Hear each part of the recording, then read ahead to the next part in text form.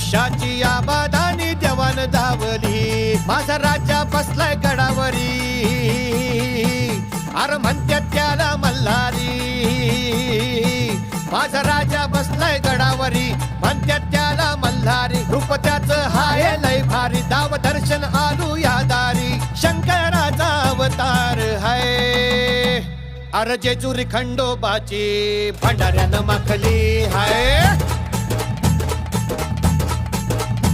अरे जेजुरी खंडोबाची भंडाऱ्यानं माखली हाय,